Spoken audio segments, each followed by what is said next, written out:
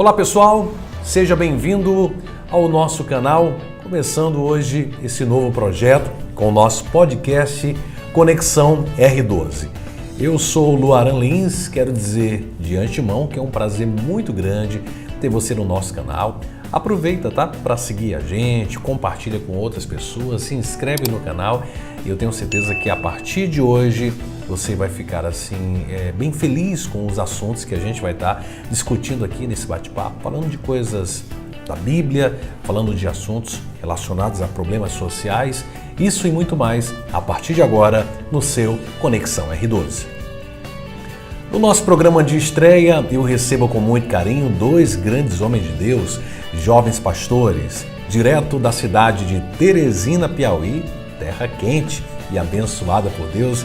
Meu querido amigo, ele que é teólogo, pós-docente aí pelo Centro Universitário da Facite, mestrando em teologia, também formando em psicologia, pastor Elvis Cabral. Seja bem-vindo, meu amigo piauiense. Você é do Piauí mesmo? Eu sou maranhense. Ah, maranhense. Estou emprestado lá no Piauí. Que alegria recebê-lo. A alegria é toda minha, pastor, uma honra, e agradeço pela oportunidade de estar aqui para esse bate-papo descontraído e poder somar e aprender com os colegas. Conosco também meu amigo pastor Marcos Lacerda, já é um veterano, dos programas, dos projetos com o pastor Luaran Lins, fez muito tempo rádio conosco e é um dos grandes pregadores aí da nossa convenção Comadesma. É um jovem pastor, agora papai, Já quero saber qual é o sentimento aí do primeiro filhão, filhona na verdade. Filhão. Ah, é o filhão. E aí, como é que está o coração, Lacerda, diante de todas essas responsabilidades e agora de ser papai também, né? Em primeiro lugar, quero agradecer a Deus pela oportunidade de estar aqui com você, mais uma vez, dando continuidade nesses projetos aí, tanto no rádio quanto nas redes sociais e também no cinema, com o filme. E do sentimento de pai é um sentimento indescritível, Existe amores e amores, e o amor de pai para com o filho é um amor sacrificial, de entrega. Não importa o trabalho que dê, o sono que você perca, o importante é você ver o seu filho bem. Que legal. Minha gente, como eu disse, a gente está começando hoje esse podcast R12, tanto pelo canal do podcast, Conexão R12, mas também pelo Sistema de Comunicação Cidade Esperança, rádio e televisão. Já quero aqui agradecer a cooperação e o apoio dos nossos queridos diretores, Wesley Romeu e também o querido Samuel Cavalcante. Deus abençoe suas vidas e obrigado pela oportunidade de também estar na TV e no rádio com esse bate-papo. E a gente hoje, recebendo esses dois grandes amigos, o pastor Elvis, inclusive, esteve conosco recentemente participando do coquetel de homens fortes. Experiência boa, pastor? Muito boa, desafiadora. Eu confesso que já ministrei muitos eventos, mas aquela plateia de ontem foi uma plateia diferente, Voltado à área empresarial, homens de negócios, homens de um poder aquisitivo bem elevado. E para um jovem pastor, pregador da palavra, aquela experiência foi muito inovadora para mim, mas eu costumo colecionar experiências e vivê-las. Então, mediante o desafio, eu gostei muito, porque eu gosto de desafios, e aquilo que nós trouxemos o que Deus colocou no coração, e com certeza a palavra foi pregada e edificou vidas. Vivendo e aprendendo a cada dia, A nossa vida realmente é uma vida de aprendizagem. Falando em experiência, eu hoje quero deixar assim, sem um tema específico para a gente desenrolar esse bate-papo, conversando em especial sobre os desafios da igreja brasileira no século XXI. Eu digo igreja brasileira porque se a gente for tratar da igreja global, cada nação, cada realidade tem as suas peculiaridades, então a gente vai concentrar um pouco para entender aí as realidades da nossa nação, da igreja brasileira. E a gente está aí saindo praticamente desse momento da pandemia, já estamos vivendo um pós-pandemia, liberação de máscaras e etc e tal. Eu não quero concentrar necessariamente a minha pergunta, até porque isso já foi debatido em vários outros programas sobre a questão da pandemia em si, mas eu gostaria que vocês fizessem uma análise quais são as principais lições que nós, como igreja, como lideranças, como pastores, podemos tirar nesse tempo de pandemia e de pós-pandemia. Por que eu digo isso? Porque logo que começou a pandemia, como era algo muito novo para a nossa geração, a gente nunca havia vivido, se vier outro problema parecido, eu acho que a gente já vai ter como lidar com essa problemática com um olhar diferenciado. E a grande pergunta é o que vai acontecer com a igreja? Foi um tempo em que todo mundo correu para se aparelhar através aí dos equipamentos, as lives, né? E muita gente chegou a dizer que as pessoas não voltariam mais para os templos, congregariam. E a gente percebe que mesmo havendo, né, algumas pessoas que realmente não retornaram, mas a coisa tem voltado já e tem voltado com todo o gás.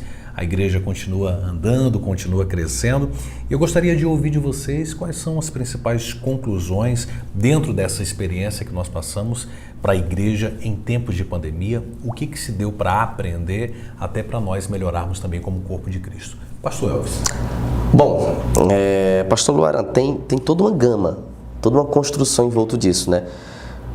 Por quê? Porque há um tempo atrás, antes da pandemia, nós víamos alguns pastores mais experientes, eles diziam assim, essa questão de internet, esse negócio de rede social, isso não é bom, isso aí. Nós tivemos uma ressignificação de tudo isso na pandemia. Por quê? Como o senhor bem frisou aí, na pandemia, tudo que nos restou foi um aparelho de celular com internet.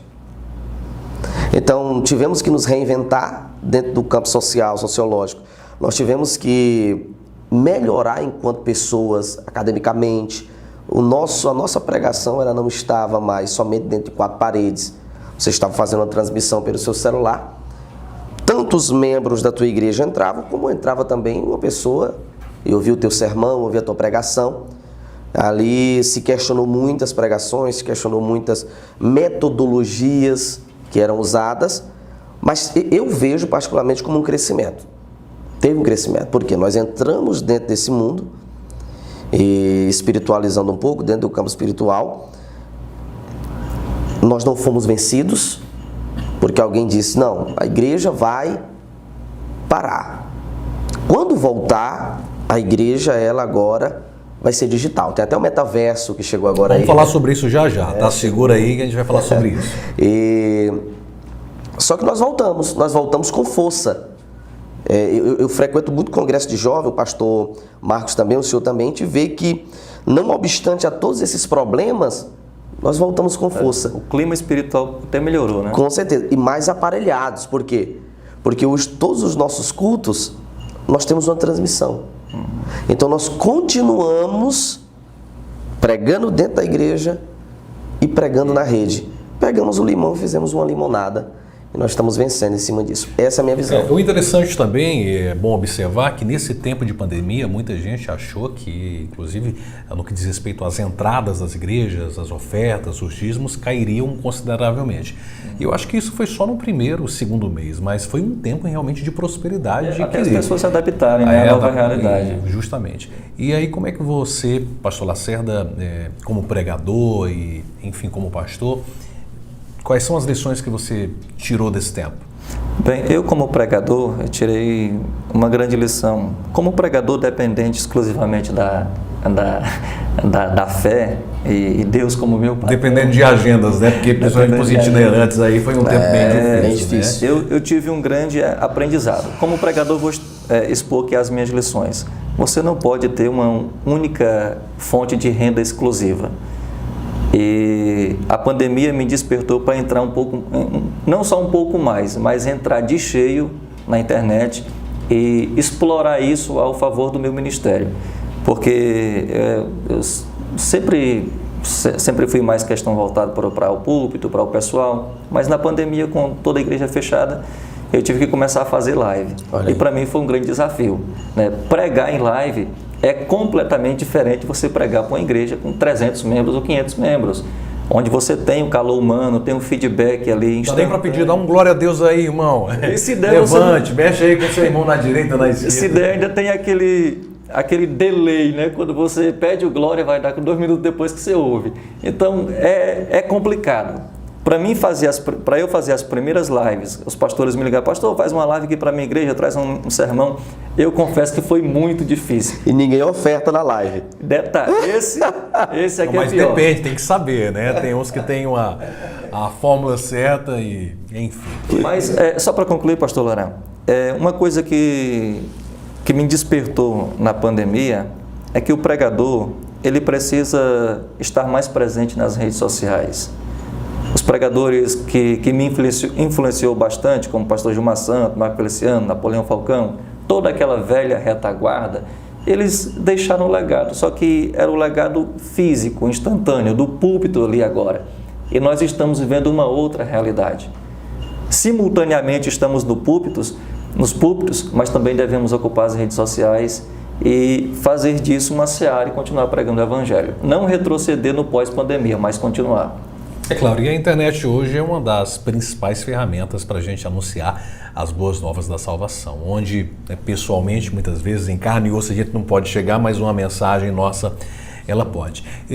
Pastor, o senhor fez um comentário agora há pouco, e eu pedi para dar uma pausa, porque eu queria tocar nisso, e o pastor Lacerda sabe que às vezes eu dou uma apertada, gosto de uns temas um pouquinho mais quentes, mas os últimos dias tem sido muito falado sobre essa mudança que aconteceu com o criador do Facebook, que transformou o Facebook agora no Meta, né? Ou no metaverso. Em uma igreja muito conhecida, como o assunto já está bem falado, então não é muita novidade, né? Mas uma igreja brasileira nos Estados Unidos implantou lá o primeiro templo no metaverso, né? Inclusive trazendo alguns relatórios de que muitas pessoas têm se convertido através dessa nova tecnologia. E olhando a internet, eu percebi muita gente criticando, né, essa igreja que utilizou-se do metaverso para fazer esses trabalhos de evangelização e até a sua própria igreja virtual. De um outro lado, pessoas dizendo não, a gente tem que utilizar de todas as formas tecnológicas para anunciar o evangelho.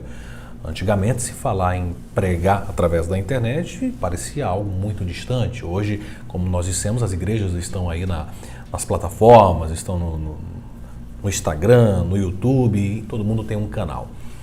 E aí, por mais assustador que pareça isso nesse primeiro momento, o tema metaverso, como é que o senhor entende isso?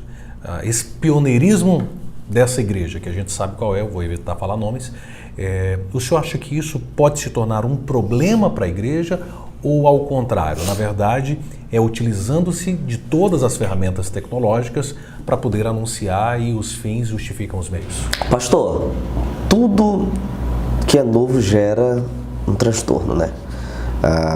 A ideia existencial da fenomenologia, do fenômeno, ela diz que quando eu trago um fenômeno novo, de imediato, minha primeira reação vai ser me espantar com aquilo.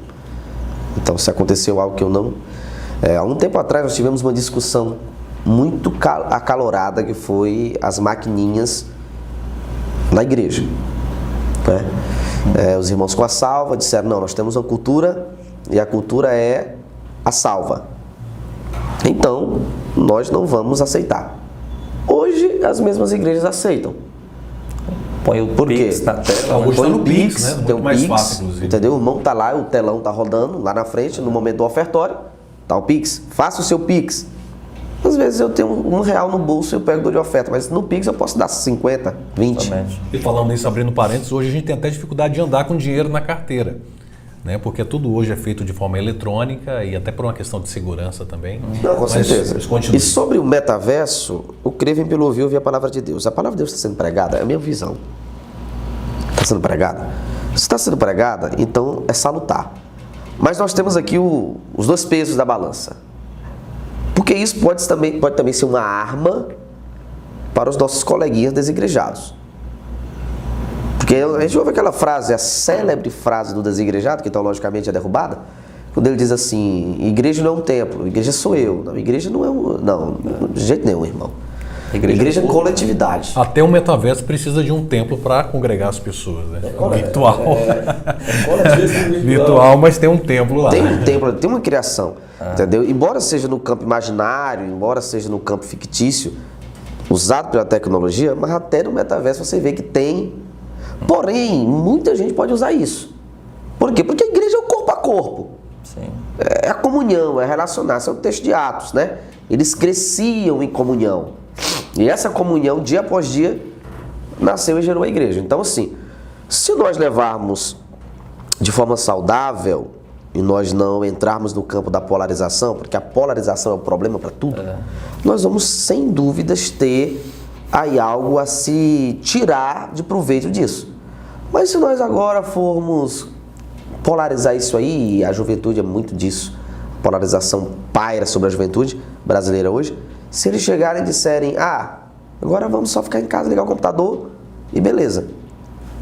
Aí nós temos um problema. Porque, pastor Lacerda, um dos principais problemas que eu percebo para o esfriamento espiritual, e em especial dos nossos jovens, é justamente essa questão do isolamento social. E esse isolamento provoca essa falta de koinonia, essa falta de comunhão, as pessoas se isolam dentro de um quarto. E eu acho que a depressão e o grande problema, talvez, do metaverso, embora haja, né, como o pastor Elvis falou, haja muita coisa positiva. Não vamos aqui também trucidar em cima disso, tirar só erros. Mas até que ponto nós teremos um comportamento sadio na utilização desses mecanismos e não provocaremos uma onda ainda maior de jovens depressivos por esse isolamento social, de repente não quererem mais sair das suas casas simplesmente para ficar ali com óculos na cara, né, assistindo um culto online. Isso pode ser um problema muito grande. É uma ferramenta que pode vir para o bem, mas de alguma forma pode ser também um objeto de destruição. Né? Na questão da saúde emocional. Concordo com tudo que o pastor Elvis falou, né? Nós não podemos polarizar e todo extremo é perigoso. Como o pastor Elvis falou, toda tecnologia e toda novidade, ela sempre traz um espanto, né? Na Idade Média, por exemplo, bateria não era permitido nas igrejas, né? Bateria, guitarra e outros instrumentos começaram a ser inseridos na igreja há pouco tempo, né? E até a nossa querida Assembleia de Deus, bem conservadora, com certeza, né, teve dificuldade para aceitar muita coisa. Hoje, isso é aceitado com muita naturalidade, essa questão tecnológica. E o metaverso ele vem para ajudar. É um avanço dessa, eu digo, uma era pós-tecnológica. Mas tudo precisa ter os seus freios, né? Tudo precisa ter limite. Porque você não pode viver uma realidade virtual 24 horas. Por que existe tantos jovens vivendo uma grande incidência de crises emocionais? Recentemente, agora eu não me lembro qual foi a cidade aqui no Nordeste, 25 alunos teve crise de ansiedade dentro de uma sala de aula. Por quê? Free Fire, jogos online, passa o dia todo na internet e isso tira a pessoa do mundo real. Né? Tira a pessoa do mundo real e gera crise de ansiedade. O pastor tem muita propriedade para falar sobre isso, né? Mais do que eu.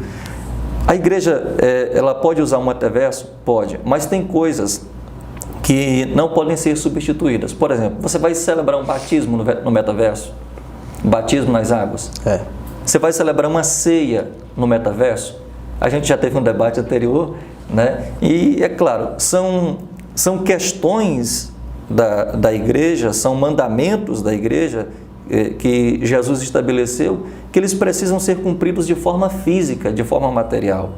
Existe até uma frase bem interessante, que você pode até assistir uma chuva na televisão, mas não vai sentir, né, as gotas da água, o cheiro.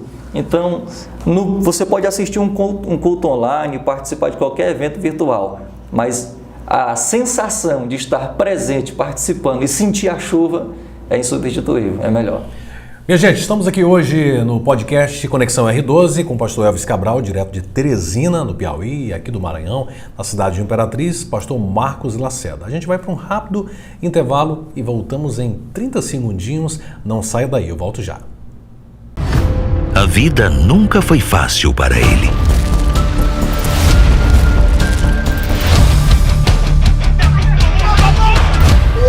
É dia de comemoração.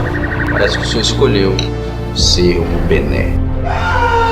Baseada em uma história real.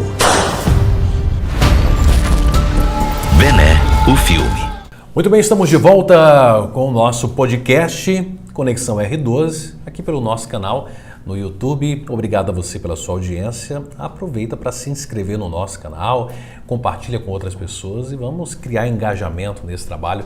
A gente, a partir de agora, discutindo temas muito edificantes para a sua vida, tá bom? Também pela rádio e pela TV Cidade Esperança. Hoje recebendo pastor Elvis Cabral, lá de Teresina, e pastor Marcos Lacerda, aqui da cidade de Imperatriz. Dois amigos, dois jovens pastores com uma bagagem extraordinária para falar em especial das coisas de Deus. Bem, no bloco anterior a gente falou um pouquinho sobre essa questão do metaverso, de alguns problemas que poderiam advir através disso, e eu falava sobre essa questão também do isolamento social. A gente sabe que, felizmente ou infelizmente, é uma situação que está aí à nossa porta e logo, logo vai chegar de uma forma mais abrangente para toda a sociedade. E precisamos, é claro, ter os limites necessários para não cair em algumas problemáticas e fazer com que esse isolamento social possa trazer esfriamento espiritual para as nossas vidas. Eu quero agora tocar num outro assunto, sobre crise.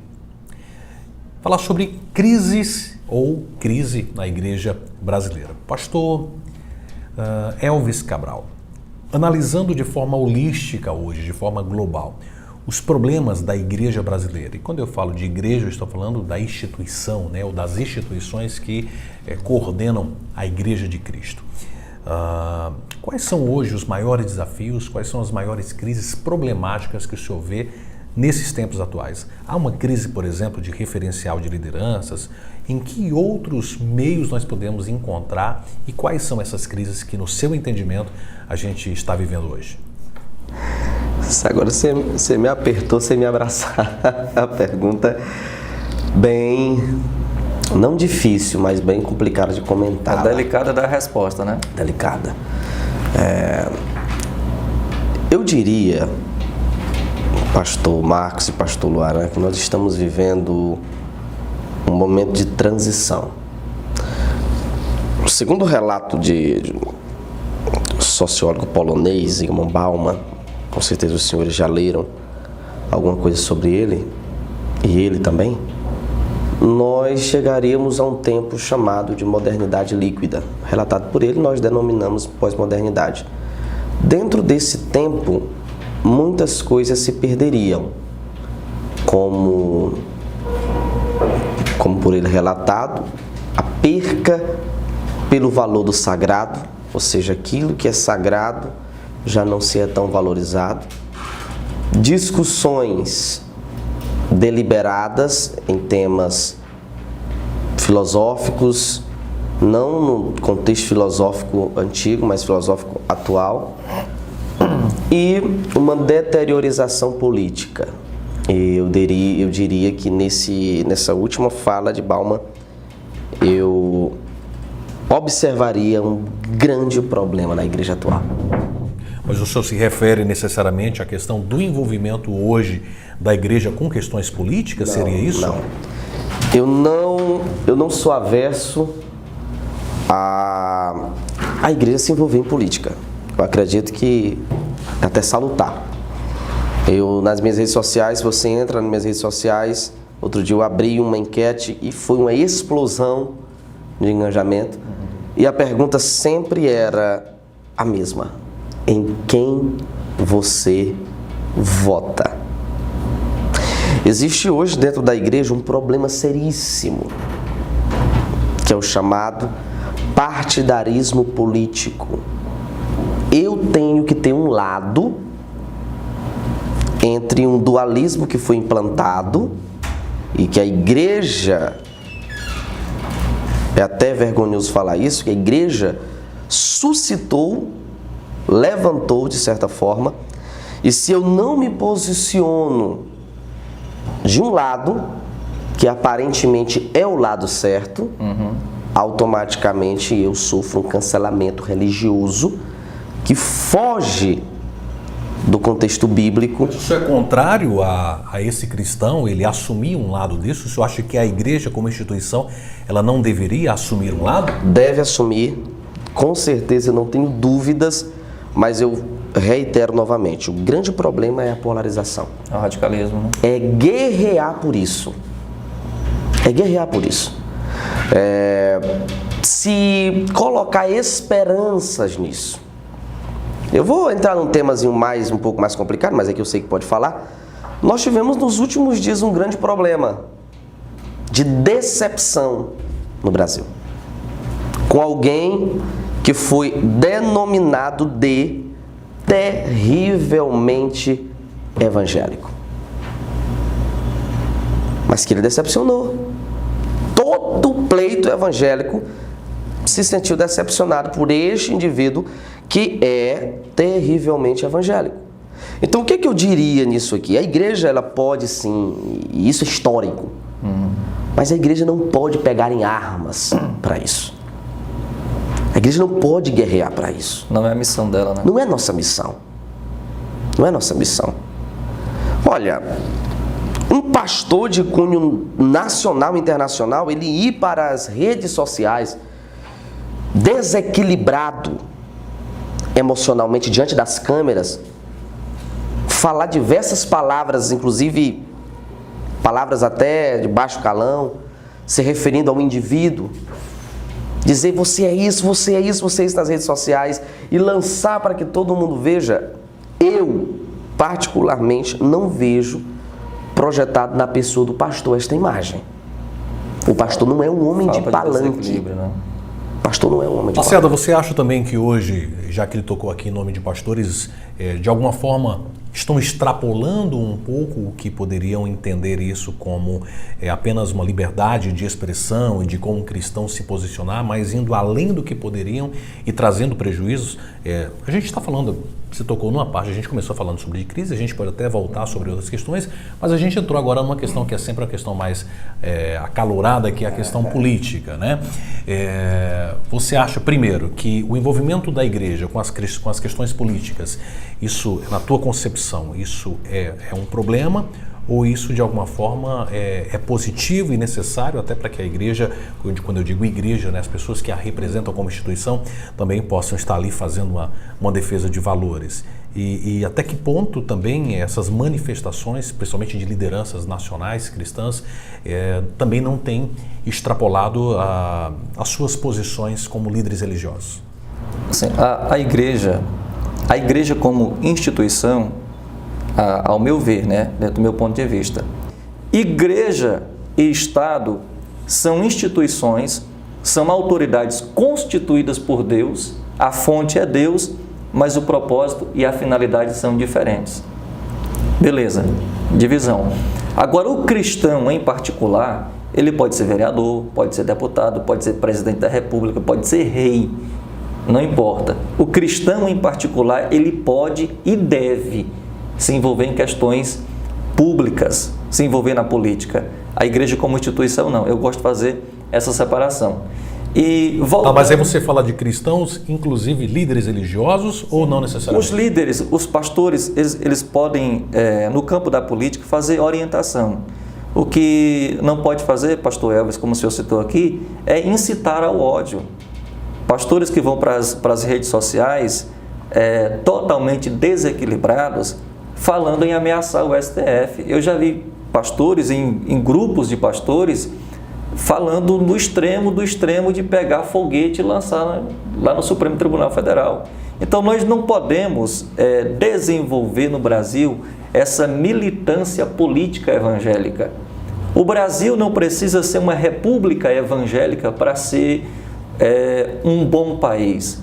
Existem países, né, que são até ateus, não são cristãos, mas possuem um nível de seriedade pública, política, de negócio muito mais séria do que o Brasil. O que acontece quando nós pegamos alguém, o endeusamos, colocamos uma auréola de santo na cabeça dele e definimos ele como o salvador da pátria? Seremos sempre terrivelmente decepcionados, porque o Moro desmoronou, o terrivelmente evangélico terrivelmente decepcionou. Então, nós não podemos colocar pessoas como, vai ser o salvador. Não existe o Messias. O Messias só é uma e é Cristo. Ele é o nosso principal referencial e sempre vai ser. Acho que nós não podemos depositar a toda a nossa confiança numa pessoa, porque ele, é claro, sempre vai Mas obviamente, assim, a gente precisa entender que em ninguém nós podemos confiar 100%, né? Somente no nosso bom pastor, que é Cristo. Então, como você disse, depositar 100% de confiança em alguém, em homens que são passíveis de erro, também acaba sendo um erro muito grande pessoal. Quando você cria uma expectativa acima da média, você acaba se frustrando com isso. Isso, pastor Loran. Só para dar continuidade àquele assunto que a pergunta, né? A primeira pergunta que você fez, isso reflete muito bem a crise que nós estamos vivendo, que é a crise de referencial. Bauman falou sobre isso. Nós não temos um referencial, uma referência sólida, concreta. Uma pessoa que você diga, ele tem 40 anos de vida pública, ele tem 60 anos de ministério e é a mesma pessoa. Nós não temos essa referência. Sempre é uma sociedade liquificada, né? Hoje é uma coisa, amanhã é outra, mudando, não tem solidez, não tem tato. Vivemos em um mundo muito abstrato. Eu acho que nós, como cristãos, que se quisermos realmente influenciar esse mundo, precisamos nos estabelecer na rocha, que é Cristo, para ser referência para essa sociedade, senão vai cada vez pior. Eu não sei se foi o senhor, foi você que tocou nessa palavra sobre a questão da militância religiosa, né? Eu acho que seria aí uma questão muito extremista usar essa palavra militância religiosa, mas ao mesmo tempo a gente percebe, pastor, principalmente nas academias das universidades, que existe uma doutrinação hoje de pensamentos, de linhas esquerdistas que contrariam todos os nossos valores, questões relacionadas a aborto, a liberação de drogas e entre outras coisas mais. As pesquisas mostram que cada vez mais nós temos um número maior de evangélicos no país, independentemente da denominação. Nós somos 3 pastores assembleianos, que hoje é a maior instituição no Brasil, são mais de acho que 25, quase 30 milhões de pessoas, incluindo todas as convenções, né, nacionais. Mas, de alguma forma também, pastor, e aqui eu não vou colocar a palavra militância, mas essa apatia ou essa falta de interesse da comunidade cristã, de muito, por as questões políticas, né? Isso também não é um problema, uma vez que de um outro lado existe uma militância perseguidora, uma militância que defende, que briga, e às vezes eu só não me preocupar em entender que não, Cristo é que vai resolver isso pra gente. Isso também é interessante para nós como cristãos ficarmos com essa passividade. Estou fazendo uma pergunta, ser isento disso? Não, isso aí não é, eu não tenho nada a ver com isso, eu não vou me preocupar, né? Deixa a coisa acontecer, que já está tudo escrito na Bíblia. Inclusive eu vejo muita gente dizendo, não, isso tudo já está nas profecias, é assim mesmo, não tem o que fazer. Realmente não tem o que fazer, ou nós temos sim que nos posicionar? Temos, e aqui é onde eu entro no dualismo que eu falei. Nós precisamos sim nos posicionar. E a igreja ela precisa sim ter seus representantes. Agora, o que eu traria como um grande problema para tudo isso, e eu não vou usar o termo que o pastor usou, embora concorde com ele, que é o termo militância, eu vou deixar de lado como o senhor também deixou, embora eu concorde que existe hoje por um lado também isso, mas é só por uma questão de não generalizar, entendeu? Eu acho que existe alguns grupos sim, né? Pontualizar sim, generalizar não. Eu diria que nós precisamos ter nossos representantes. Eu diria que nós precisamos ter pessoas lá para brigar com as armas corretas, da forma correta, pelos nossos ideais. E tocando o que o senhor disse, mas já está tudo escrito e tal. Gente, nós sabemos que a igreja, ela sempre foi perseguida. Sempre.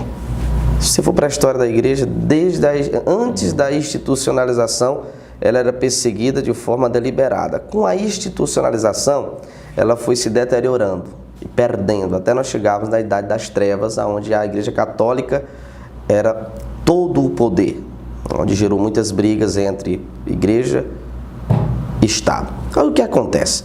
Nos dias atuais, nós precisamos, isso não temos dúvida.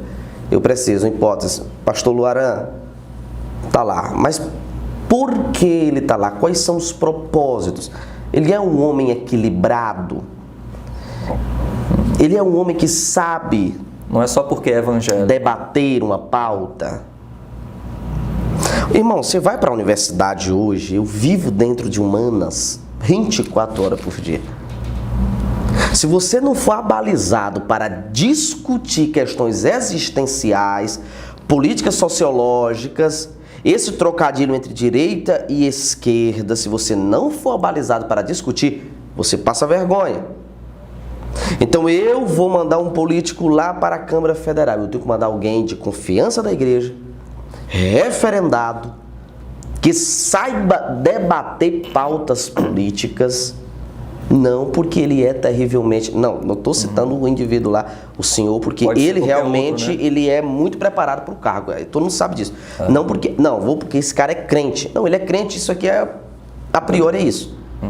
Mas tem que ser um homem reto, não um camarada com vários escândalos da vida, porque eu vou ser bem sincero para os senhores aqui, entrando dentro de uma pauta um pouco, o pastor disse que podia dizer, e eu tenho assim um pouco de um pensamento polêmico, alguma coisa. Nós temos políticos que carregam nomes de evangélicos, de crentes, de pastores, que antes de políticos, se você for olhar a vida moral do indivíduo, é uma vida sem nenhuma referência moral, irmão. Se o camarada não foi um bom pai, se o camarada não foi um bom marido, se o camarada não foi um indivíduo bom para a igreja que ele pastoreou, como ele poderá ser um bom político? Aí onde entram as decepções posteriores. Porque esse indivíduo chega lá e o problema dele não é fé, o problema dele é caráter. E quando ele estiver lá dentro, O poder. nos primeiros momentos, nós temos gabinetes paralelos. Então, nós não podemos, nós devemos nos manifestar politicamente, porém, coerentemente com indivíduos que representem a igreja, não com alguém que seja popular. Só para fechar minha fala, nós estamos vivendo um movimento dentro do meio sociológico evangélico, no Brasil, de pregadores que se sentem capacitados para discutir política. E eu vou ser sincero para os senhores, eu sinto pena de muitos, porque o discurso é raso, não sabe diferenciar sociologicamente pautado na política histórica, dentro do pensamento político, o que é direita e o que é esquerda. Só porque é conhecido no cenário nacional. Conhecido no cenário nacional, tem um discurso incitador, e esse indivíduo agora ele vai ser meu deputado. Quando ele chega lá, vem os escândalos, porque o problema dele não é fé, o problema dele é caráter. Então o que acontece? Esse indivíduo está lá e não tem preparo emocional para aquilo. Nem conhecimento, né? Eu vou abordar aqui uma questão polêmica, mas que isso tem vindo mais à tona, ainda mais nesse tempo de... Esse ano é um ano de eleições, tanto eleição presidencial, eleições também para governo do estado, senador, deputado estadual, deputado federal. Mas você vai ficar na curiosidade, porque eu só vou falar desse tema após o nosso intervalo. Um rápido break, tá? Vinhetinha e a gente volta já já. Não sai daí não. A vida nunca foi fácil para ele.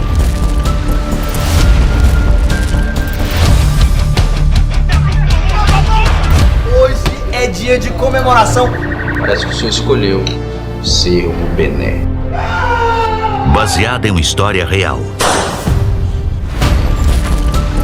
Bené, o filme. Vamos lá, de volta com o nosso podcast e também pelas ondas sonoras da Rádio Cidade Esperança e a TV Cidade Esperança, com a exibição do nosso podcast Conexão R12. Eu sou o Luaran Lins, se inscreve no nosso canal, compartilha esse e outros temas que serão abordados aqui no nosso programa. Hoje aqui com o pastor Elvis de Teresina e o pastor Marcos Lacerda da cidade de Imperatriz, Maranhão. Gente, o tema está quente, a gente acabou entrando por uma questão aí voltada para o viés político, mas esse ano os debates estão acaloradíssimos e não tem como a gente deixar de participar também dessas discussões. Pastor Lacerda, nós temos percebido aí uma gama de cristãos e inclusive alguns pastores já começando a assumir um lado politicamente falando e um lado voltado mais para a esquerda dentro dessa polarização. Pessoas, por exemplo, que dizem, não, eu voto em Lula, eu sou da esquerda e sou cristão, entendo, defendo os meus valores, mas eu sou um eleitor fiel de Lula e de suas ideologias. É possível um cristão defender essas ideologias e ser um eleitor de Lula? Olha, ou você... Segura essa daí. Ou você é comunista ou você é cristão. Acho que quem defende os ideais de um partido socialista, comunista, definitivamente desconhece toda a história da formação do comunismo. Recentemente, a Brasil Paralelo, que eu acompanho e assino no YouTube, lançou um documentário, em virtude dessa guerra na Rússia, sobre a formação da Rússia, Lenin, Stalin, Trotsky, e todo o berço, né, da onde veio aí o comunismo, do terror, do totalitarismo, do absolutismo, baseado aí nas ideias de Karl Marx. E o Lula, né, e a esquerda brasileira, ela traz consigo esses ideais, né, do terror, essas políticas sociais do aborto, das minorias, né, da LGBTQI+, e tantos outros mais que pode ir surgindo de acordo com a conveniência. Etc e tal. Etc e tal, porque isso não tem limite, né? É o trans, que vem o trans do trans, então isso não tem limite. Então, eu acho que um cristão que ele definitivamente apoia essa agenda de costumes do comunismo, ele vai completamente direto ao contrário da palavra de Deus. Mas muitos, esse é o discurso dos crentes comunistas, Jesus era comunista, porque tudo para ele era incomum, né? A política de Jesus não era do rico e do pobre, todo mundo tem o mesmo valor para o Estado é o pai de todos, aquela coisa toda. Embora esse discurso poético comunista, socialista, seja tão engraçadinho, né, tão almofadado nas redes sociais, como eles apresentam, todavia, isso é apenas para esconder, né, o monstro que há por trás de um Estado absolutista, né, de um Estado controlador, que controla a sua liberdade. É só dar uma olhada nos países que são completamente, né, dominados ou governados por países comunistas, no caso da própria Cuba, Coreia do Norte. Não cita o baixinho lá não, rapaz, pelo amor de Deus. China, enfim, não há nenhuma liberdade de expressão. Então, o cristão que ele apoia o comunismo, o socialismo, definitivamente ele está indo contra as pautas da Bíblia Sagrada. Por outro lado, o extrema-direita, o que defende a morte do bandido, que bandido bom é bandido morto. Todo extremo é perigoso. Todo extremo é perigoso. Bandido bom é bandido convertido, não é o bandido morto. Então, nós não podemos ficar num ponto e nem no outro. Eu acho que o que define evangelho a palavra que define evangelho é equilíbrio. O que define é isso. Eu queria pedir desculpa, eu percebi que quando eu toquei no nome do Lula, o pastor ficou assim meio sentido. O senhor me perdoa, pastor? Que é isso? Mas eu queria ouvir sua opinião. Pastor, o que o senhor acha aí de um pastor, de um cristão fiel, né, nos seus compromissos na igreja, mas se autodeclarar, né, um eleitor de Lula e um camarada que é decidido da esquerda? Eu levei outro dia, quando eu estava falando sobre armamentismo, né? E eu me declarei um não armamentista, até analisando o contexto social brasileiro e a sanidade mental do brasileiro e seu preparo para isso. Muita gente foi lá no meu Instagram e disse assim: tu é um esquerdista. Por eu falar de pausas identitárias da sociedade, disso aqui. Não, tu é um socialista. Daí você já vê que as pessoas não sabem o que é isso. Não se posicionam. Não sabe o que é ser do bom senso, né? Não sabe o que é ser digamos assim, um socialista. Quando eu li as obras, algumas, não todas, porque são muitas, as obras de Marx, quando eu li Manifesto Comunista, algumas outras obras, eu tive mais certeza que o comunismo e o cristianismo, eles jamais podem andar juntos. Jamais. É uma filosofia avessa, irmão. É uma filosofia avessa uma à outra, é antagônico, é paradoxo. Bate de frente. Vai chegar um momento que não anda. Da mesma forma que o ultra-bolsonarismo não é cristão, cara. Não é cristão. Você toma aqui, defende a família. Está no terceiro casamento. Que família? E aí? Se a família constituída não é o cara já está não sei quantos casamentos, então esse cara representa a família. Então eu não sou lulista, não sou absoluta. Tudo bem. Tem Isso certeza? aqui tá de vermelho aí, Você tem né? certeza? Tá de vermelho, Não, mas eu sei. isso aqui não é. Não, mas Não, agora há pouco ele disse que é. Mas até o PT tá mudando já a cor, né? Pra Verde e tirar. amarelo, né? Verde e Agora, amarelo, aí- as bandeiras. Né? Aí eu vou concluir aqui. O colega também tá de vermelho, ele é petista ali. Eu sei. Esse aqui é vermelho natural, né? isso aí é. Esse é o vermelho. Esse é o vermelho mais rosado. Agora é rosa, agora não era. Mas enfim, Mas você não se identifica com essas pautas aí? eu não me identifico, falando sério, não me identifico com as pautas do PT, não me identifico com a política corrupta do PT. Eu acredito que um pastor que defende o Lula, ele deve que, no mínimo, rever seus conceitos ministeriais, religiosos e morais e de caráter. Porque todos nós sabemos o que ele fez, todos nós sabemos toda a áurea que está em volta dele, o que ele defende em detrimento da igreja. Todos nós sabemos o que ele quer. Aquela fala dele que vou colocar os pastores em seus lugares. Lugar de pastor não é se metendo em política. Ainda tem pastor que tem coragem de defender. Da mesma forma, eu acredito que não é salutar para a igreja um pastor que vai para cima do púlpito fazer arminha, que nem o... São dos extremos. Fazer arminha, não bandido, você falou bandido bom é bandido morto.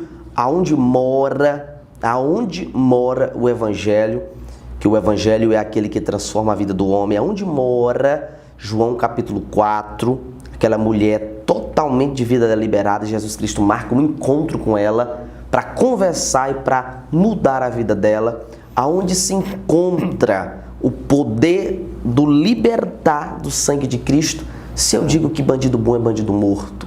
Então, eu não me posiciono, e eu digo isso, como um ultra-bolsonarista, alguém que brigue, que mate, que morra, defendendo suas pautas, como também eu não me defino de maneira nenhuma um camarada que defenda uma política do PT, do Lula em principal, mas como que eu avalio? Eu avalio a forma de governo. Então, Elvis, qual a forma de governo mais saudável para a nossa sociedade, para o crescimento do mercado, para que nós tenhamos um crescimento em várias, se não em todas as áreas necessárias da sociedade? Eu acredito que a direita, sim, ainda é uma política mais saudável para o crescimento do comerciante, crescimento do microempreendedor, crescimento... Política liberal, né? Quando nós entramos dentro do quesito igreja como organização, uma igreja que vinga, que joga entre as quatro linhas do esquerdismo, ela tem que rever seus conceitos eclesiológicos. Um dia ela será extinta, né? Porque você vê que o socialismo hoje, o esquerdismo no Brasil, está usando o voto evangélico apenas para ganhar o poder, porque hoje o voto evangélico no Brasil é decisivo na eleição. Nós somos um contingente maioritário. Entendeu?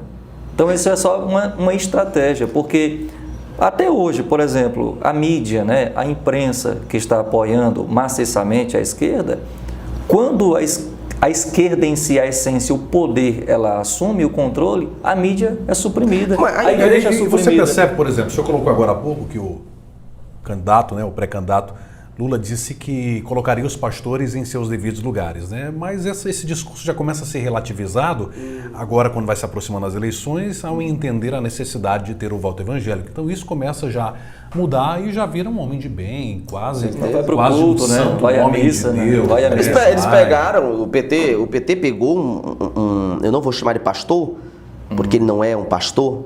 Eu acho que esse ofício é algo muito sagrado para colocar sobre esse indivíduo, mas eles pegaram um indivíduo muito conhecido aí por ser um pregador eloquente e colocaram ele como um homem para mediar um relacionamento com a igreja. Automaticamente a igreja se manifestou. Mas será que isso não foi também uma estratégia de marketing deles? Porque trazer alguém, né, desse naipe acabou também de alguma forma fazendo com que o assunto fosse discutido. Porque a visão do PT, pastor Luaran, não é atingir crentes pensantes. Porque o crente pensante, o crente informado, ele sabe do decorrer da vida do indivíduo. Então ele diz, eu não vou ouvir esse homem.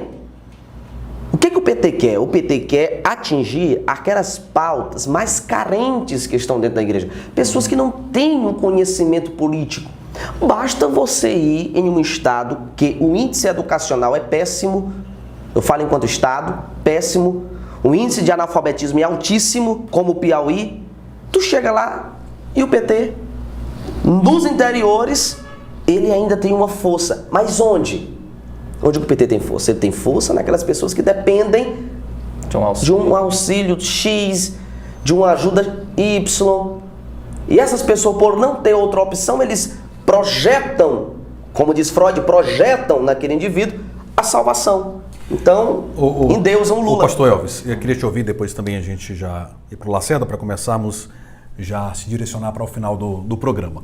O senhor hoje frequenta e acho que academicamente também leciona, né? O senhor leciona na academia, né? E a gente percebe que, infelizmente, essa questão da doutrinação dessas ideologias e dessas linhas esquerdistas hoje tem comprometido, inclusive, o intelecto de muitos jovens cristãos, né? É uma realidade. Só vê isso como um problema hoje, essa doutrinação dentro das academias, até que ponto, pela sua experiência empírica, né? Até que ponto isso realmente tem comprometido a vida dos nossos jovens cristãos? Eu liderei jovem. Hoje a minha liderança de jovem está dentro de uma escala maior, então não tem mais aquele corpo a corpo. Mas eu liderei jovem, como o senhor também provavelmente também liderou. O Ministério Pastoral a gente começa liderando jovem. E isso que você falou é uma grande verdade.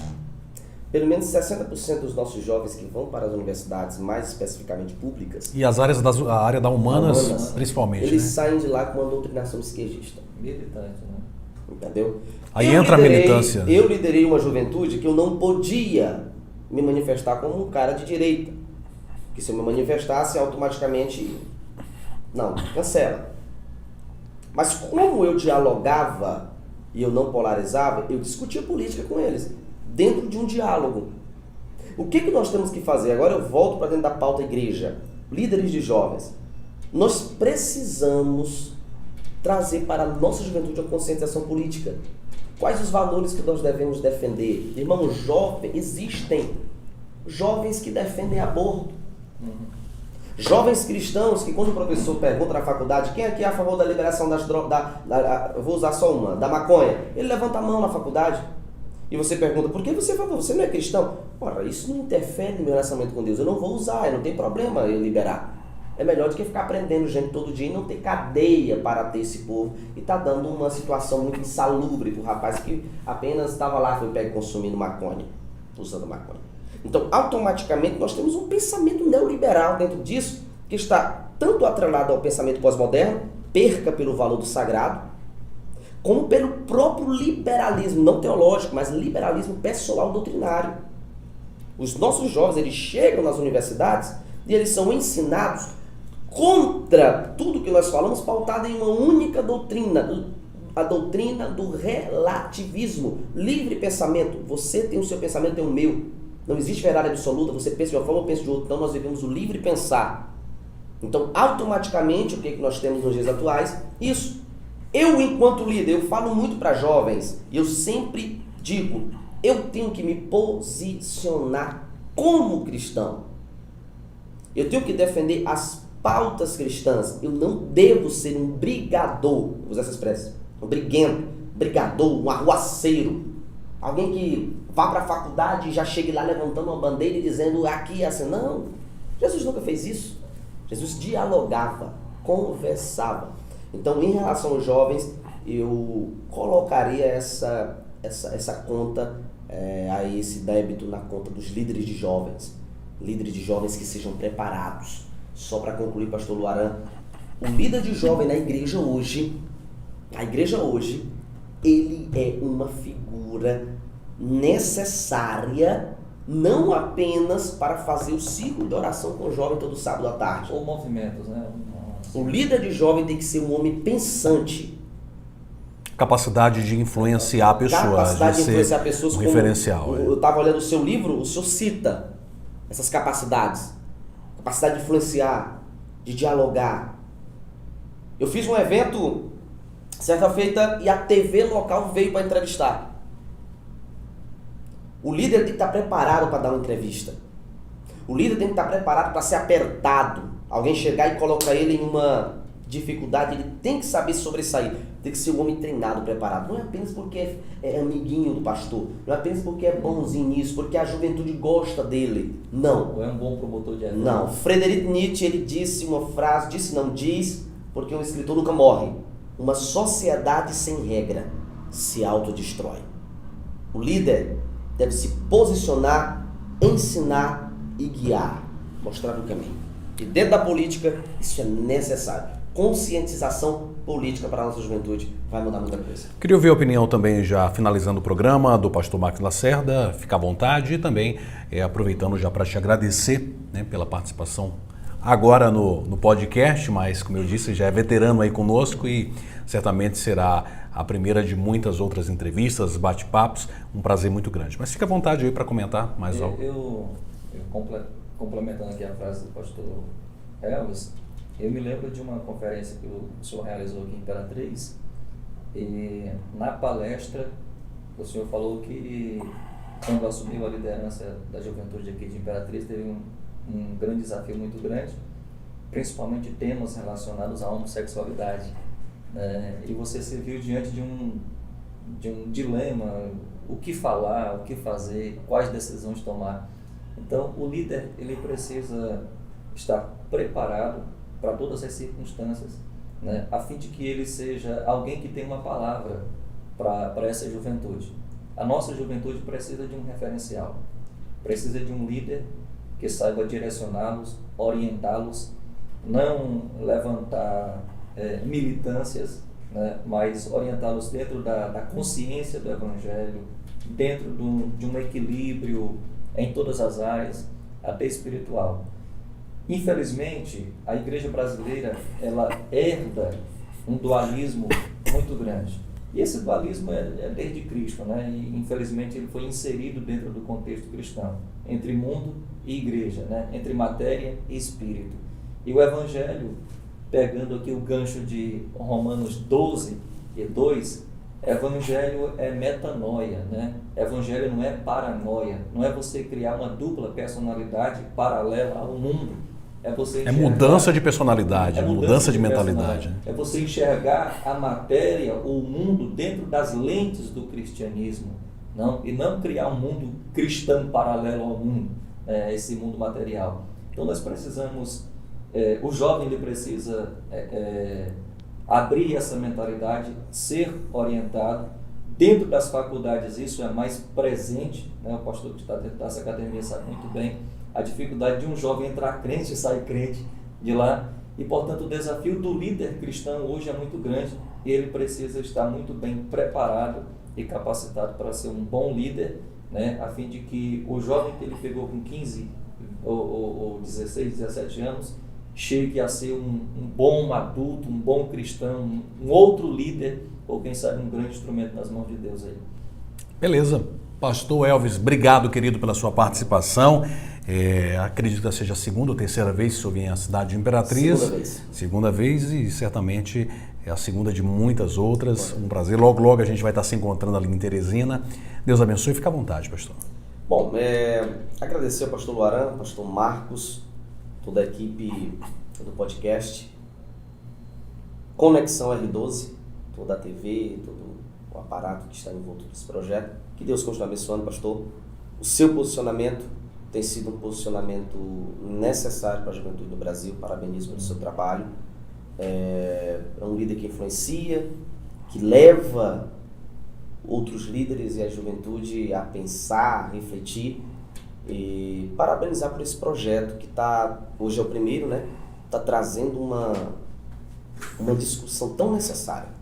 Então fica aqui o meu agradecimento por ter sido convidado, estamos à disposição. E quando for em Teresina, mande uma mensagem para a gente tomar um cafezinho. Prepara aquela cafenada, eu quero aquela carne de sol que o Ricardo Braz sempre me lembra, você sabe qual é, né? Lá no uma carne de sol especial lá, viu? Com um arrozinho, um baião de 2. Mas começa a se preparar aí, que eu quero aquela carne de sol. Gente, brincadeiras à parte, olha, foi uma alegria muito grande estar com você. Se inscreve no nosso canal, deixa aí seus comentários, ativa o sininho, tá? E vamos juntos nessa temporada, essa jornada que está só iniciando, o nosso podcast Conexão R12. Deus abençoe sua vida. Um dia maravilhoso para você que está assistindo durante o dia, para você que está assistindo já quase na hora de dormir. Uma excelente noite para você. Deus te abençoe, gente. Paz.